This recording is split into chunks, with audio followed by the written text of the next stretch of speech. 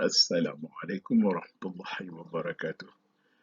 My name is Khalid Ariff from Sekitar again. Thank you, YouTube, for this wonderful platform. And today I am blessed with another day of my life into 30th of Rabiul Awal 1442, and today is 16th of November 2020. As this video has been made, we are towards the end of the year 2020, and I would call it the year of the COVID. Anyway, I sincerely hope that everybody's doing well, healthy and sound, and able to pursue life. Of course, for most of us, is a bit of a kind of austerity in terms of material forms, but we got to bear with it, and we are able to pull out from this, we are going to be stronger. All right, thank you very much for watching this video. All my gratitude to all subscribers of this channel, viewers, and those who share comments. Now, before we begin, I have to remind, it's my obligation, compliance obligation, okay, environmental management system, my obligation to everyone, especially my Muslim counterparts, brothers and sisters. Please do not watch this video if you are already in a mosque attending Friday khutbah, or you are in any religious sessions anywhere in the world. Okay, please turn off my video, at least for a while, until you finish those events. Now, this video, I just ate dates. It's my morning routine. Dates, 2 or 3 of dates. You know, it's a special dates. It's the Prophet's dates, Ajwa. Okay, so I am attempting again and again and again to link safety, health, and environmental matters, and we'll take a look at one activity and try to get a little bit in depth in the link, not in depth in each element, but the link between safety, health, and environment. And this video will take a look at firefighting. I think you are quite well trained in firefighting, and this is a picture of a real case. It's not a mock, it's not a drill, it's a real case of firefighting involving, if you could take a look, what do you think it involves? Garbage? Waste? Take a look at it. Would it be, could it be domestic waste in drums? So naturally, what comes to mind would be that these so-called waste, actually it's hazardous waste, toxic waste, are of industrial origin. And it happened. I think you saw some of my videos on scheduled waste disposal, if not mistaken, the title, scheduled waste, disposal of scheduled waste. You will see the entire story of this as part of the case study in that video. But for this one, we will try to focus on the activity, which is fire fighting. Now, I am not an expert, as you know, not an expert in safety and health, but I am more familiar with all the years and studies in environmental sciences and management and technology. So let's, instead of beginning with safety, which is actually the rule of thumb, we have to give safety first. But allow me to look into environment first. And in this particular case, there are an array of a list of environmental aspects which are involved. But for this example, allow me to begin with a fire fighting water, which is not quite commonly addressed, I believe, in many ISO 14001 in this country, especially. Excuse me. In this situation, Uh, the the guy in this orange uniform is the official firefighter in this country. We call them bomba. Yeah, bomba is a Spanish word, right? Correct me if I'm wrong. And we've got other two passerbys trying to help. Now, you take a look at this picture carefully. There's a lot of water being involved, all right? Despite the fact that if you are a firefighter, you know about the pollutants, dynamics, the mobility and meteorological factors affecting mobility of dynamics. I think you know they are downstream of this plume of smoke, thick smoke. Now, the firefighting water, let's get back to this environmental aspect. The firefighting water are those water which is used in combating or combating or abating the fire, which is being used as an input to this particular activity. The water comes in through the hoses from water pipelines, the emergency water pipelines, or from the engines of all these firefighting machines. Okay, and truck really that bring in water. So this water is an input, but after it has been used to uh, spray on all these burning waste, the water is becoming an output. After the fire water is being used, it has say stopped some fire, it has placed onto some glowing materials to put off fire. So this water is now released from this uh, fire spot as fire water. It is an output environmental aspect. So that fire water, what hazard does it pose in terms of safety? When fire is put on glowing materials or burning materials, it produces fumes. And in these fumes, how hazardous these fumes depend on what is glowing. If the material which is glowing is hazardous, toxic, containing all sorts of heavy metals from industrial waste, but the fumes are containing those volatile inorganics and volatile organics, which could pose a high level of hazard and toxicity into the air and those who breathe them in. And this is the potential hazard, the fumes itself, the thick smoke, and these drums are all containing chemical waste from industrial origin, and that is another potential hazard. And also look, the wind direction. The wind is blowing towards our friends who are trying to put off the fire, and they are, in our terms, located downstream. That is dangerous, isn't it? So now the risk associated to that, they could have some injury while doing the work. This is health. You know better than I do. Please add in. And some of these waste could be biological sludge, and you've got spores of microbes into the air and may cause intoxication. All right, and also some other forms of chemical intoxication, because some of these sludges are actually chemical, and that is how the potential hazard has affected our friend's health. And when he is in a state of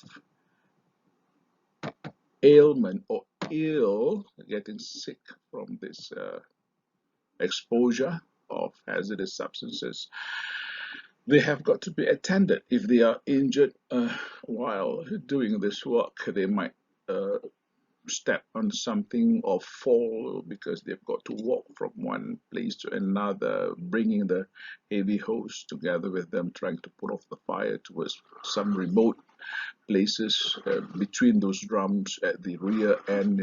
These are all potential hazard, and they can have a risk of falling and injuring themselves or even burnt while doing that, and medical attention is summoned to the site. They have got to be attended, they have got to be addressed.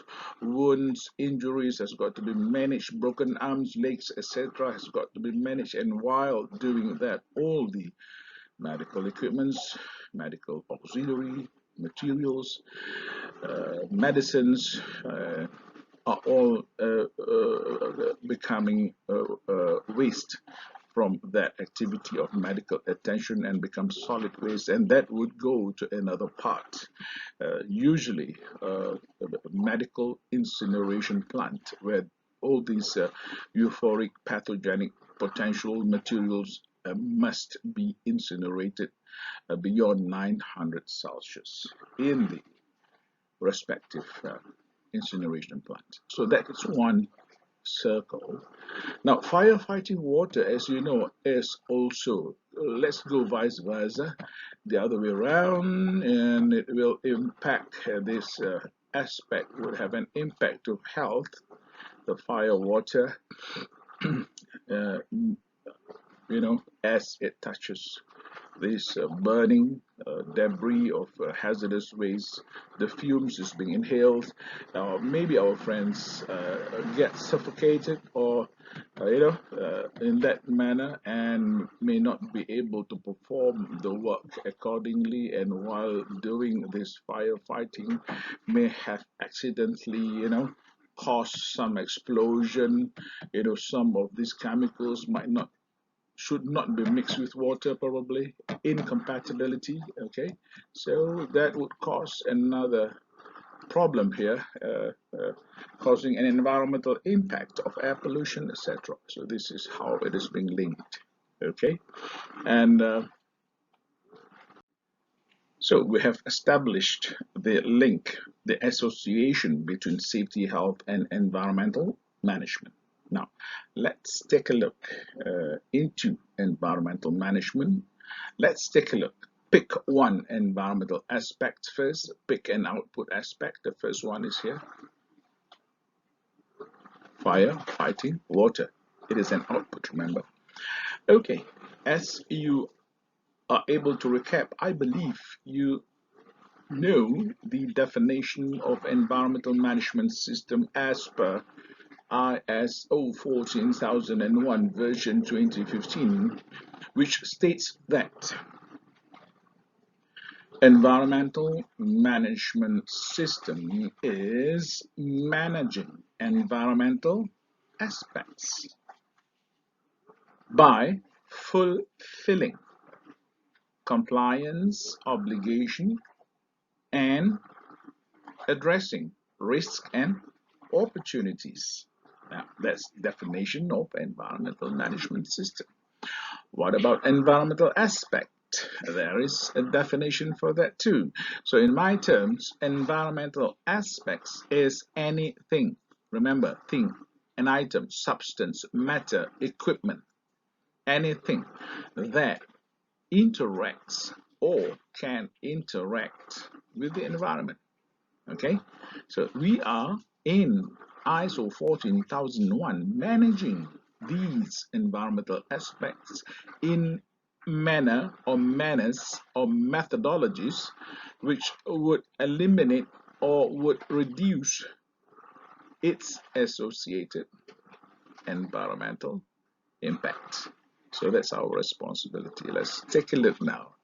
The first example that we have, fire fighting water. Remember, this fire water is carried through the hose. It flows through the hose as fresh water, maybe fresh water from the tanks of the engines of this fire fighting system, or it could be pumped from a nearby lake or ditches, and it is sprayed all over these smoky fumes and fires and glitters as everything. It is being sprayed over. This water in real terms has mixed with all these toxic and probably hazardous, toxic and hazardous material waste that you could see in the picture, it has been diluting all these materials, and it carry over with them. Them is water, fire water.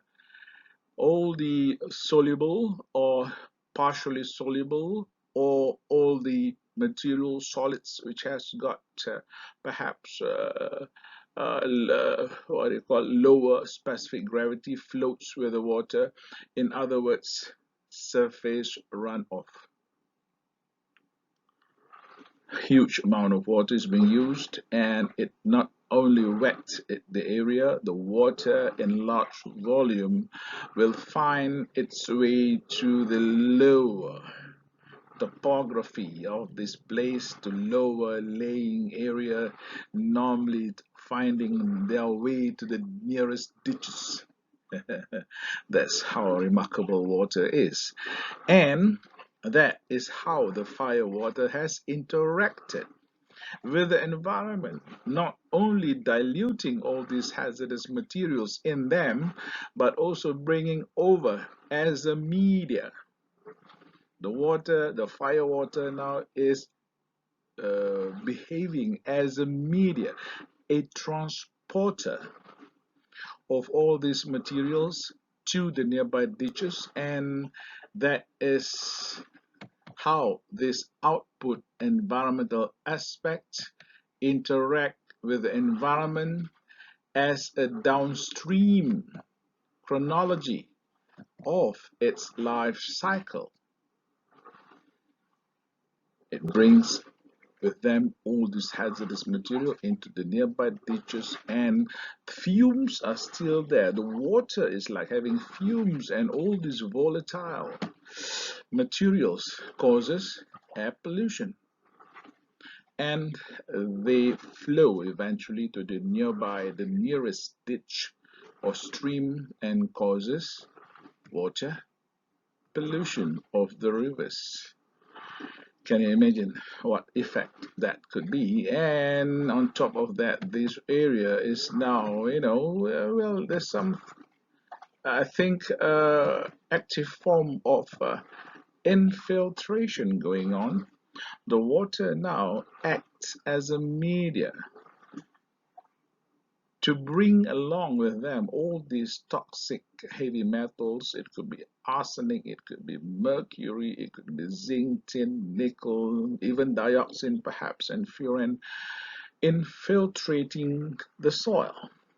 The water help the mobility of all these pollutants through the soil, through the bulldozer zone, through into the bedrock, and perhaps contaminate the saturated parts of the lower soil profile called the aquifer, groundwater. And this scenario reminds me of my supervisor when I was back in Bremen, Deutschland, 1996.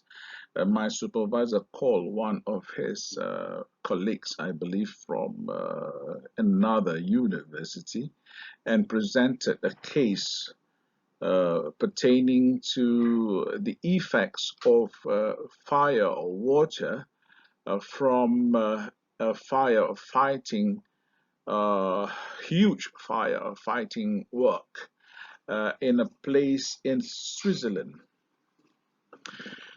I believe it is Zendos, GmbH Zendos Limited. It is, correct me if I'm wrong, it is manufacturing pesticides, or is a warehouse which store different types of chemicals, including pesticides. And the morale of the case study is it caught fire.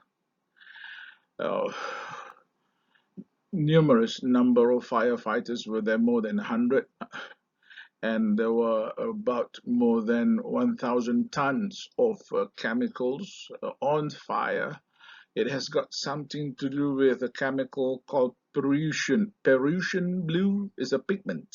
I mean, if you know about this, please correct me. It's been years ago. 1996, but I still remember it because the lecturer, the presenter of this case study, really is a good presenter and a good speaker, and I was engaged throughout his presentation, and I look up upon him. Another Deutschermann, and it was presented in Deutsche Sprache. I could speak German those days, and even translated books from German to English, but never mind. So that fire water actually diluted all the chemicals from that warehouse which was on fire, and it flows into the Rhine River. The entire Rhine River, I think it was uh, uh, a suburb near Basel, Schweizer Halle. That's the name of the place, and it flows into the Rhine River, and it passes through borders. It gets into France, I believe. It got into Germany, but not Austria. Not Austria. It got into Germany, France, and parts of uh, until the end. It gets into Holland. All right, and it flows out from the Ebbe River, I think, in Holland, and that was, I mean, please correct me if I got these facts wrong. And that has triggered the most important turnover, the most important attention, the most important upgrading of firefighting, where fire water containment was introduced, and partitions and all attentions all over the world from that incident has spurred what we have today, preventive in firefighting, preventive structures to avoid fire and to facilitate firefighting, if any. So that was way back in 1996, and this picture reminds me of that same chronology of events involving firewater getting into ditches, and there is a ditch there, and it was sampled in this incident, and it has high level of heavy metals, trace inorganics, and from this incident. So that you know that uh, this picture reminds me of that lecture that day. A good speaker, and I admire the way he presented the lecture. And one of the few lectures that it was in the afternoon, and afternoon is supposed to be, but he kept us awake the entire afternoon. So he was good. I hope he's doing well. I can't remember his name, but he's my supervisor's friend. My supervisor is Herr Manfred Born of Ecolo und Kommunikation in Bremen. All right, all the best to these guys. I love them for the knowledge. And the fire water that is being used is an input water coming probably from the engine or probably from natural resources, from perhaps lakes or any other water bodies there to be used in firefighting. These are inputs, and the upstream of its life cycle, it is coming from natural resources, and of course, it may cause resource depletion. Well, it's a common terminology. It's a mindset now for many of us consultants when it's about using natural resources. Okay, the impact is resource depletion. Try to go deeper than that. And if we are taking it from a lake or perhaps well for this fire water, it would cause in ecological sciences hydrological imbalance. Water cycle gets lopsided, literally. Okay, and another environmental aspect of concern is the fire water hose. What is it made of? It is also an environmental aspect. It does interact with the environment as other environmental aspects does. So fire water hose are made from rubber, or is it synthetic rubber? When it's synthetic rubber, it has got to do with petrochemical fiber. And as an input, assuming those as an input, we got to look the impact associated to fire water hose is by looking at upstream of its life cycle. And therefore, the upstream is actually natural resources. So, fire water hoses, the production of fire water hoses, in other words, okay, I'm trying to explain it in a simpler manner. Fire water hoses is an environmental aspect because in the production of fire water hoses, numerous interactions with the environment occur, eventually leading to the use of fossil fuel, thereby causing the interaction causes resource depletion. And the extraction of fossil fuel is done in a manner that would affect the geological structure of the bedrock, causing what we may say geological damage. So that's how environmental aspects is being explained. I hope most of you who are locked down in this COVID do not be dampened by this fact that we have got to stay home, but we learn while staying home. And when the situations gets better, and we are able to run our normal life, you are or we are better prepared in terms of knowledge and know what to do. And I hope this video of mine contribute to that betterment in your life, in your education, or whatever you do for your life. Okay, now next let's take a look at risks and opportunities related to this activity. Okay, let us take a look at the environmental management system part of this ISO 14001 version 2015. Remember, the environmental management is about managing environmental aspects which we have scrutinized, literally, three aspects chosen, and how we manage these environmental aspects by fulfilling, the word is fulfilling, compliance obligation and addressing risk and opportunities. So let's take a look.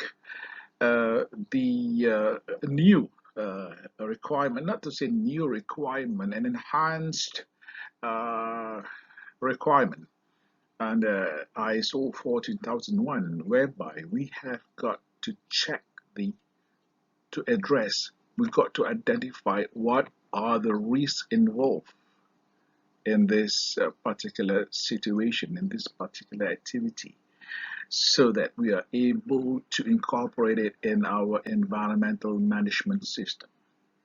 First of all, this incident happened not in a factory premise. This incident happened between the factory premise and the final prescribed premise which is supposed to receive them, but they didn't receive it.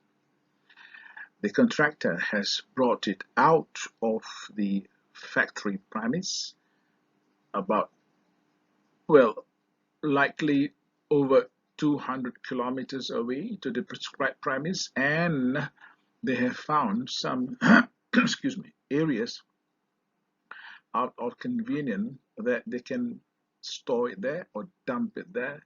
It is what they call an abandoned area, and they place all these toxic and hazardous industrial waste over there. So the issue is it didn't happen in a factory premise. Nonetheless, the schedule waste regulations in Malaysia stipulated the fact that the waste generator, meaning the factory that generates or produces this waste, is responsible for these so-called scheduled waste from cradle to grave, or from now on cradle to cradle. So there is a legal liability upon the waste generator, And in incidents like this, for the existing law 2005, the liability in court, if found guilty, is a maximum of $500,000 Malaysian ringgit of penalty. But yet, these contractors, these unscrupulous people still do it. So there's a risk there, legal liability. On top of that, in terms of environment, there's a risk of all these airborne so-called air pollutants gets transported from this area into a plume of smoke that would travel as far as and as fast as what the abiotic factor of the meteorological sciences, in other words, the wind speed and wind direction, and those heavier particles would settle down much earlier, but those particles which are light, 80 microns and below perhaps, would travel very, very far until there is precipitation, until there is rain. Then it will be falling down on the ground and contaminate another area. That is risk as far as this activity is concerned. And there is another risk upon the waste generator, upon the contractor, or probably even upon the responsible agency. After the cleanup, we are supposed to, by virtue of applied environmental management and sciences, be responsible to not only do cleanup, but to study the impact of this towards the respective environmental media. What happened to the ground? How much ecosystem has been damaged, and how permanent? Is there any permanent damage or irreversible damage to the environment? We have to know. Until this day, I didn't see the report. 我不知道 okay, but what I studied, and in fact studied in this country, we have got to perform site assessment.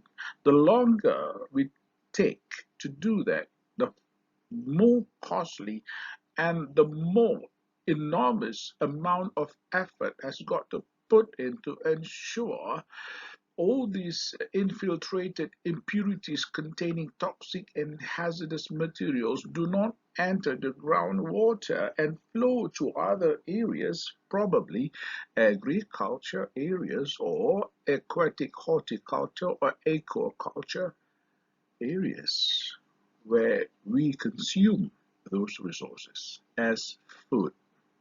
So could you imagine that? Having said that, is there any opportunity? Of course there is. Now, this opportunity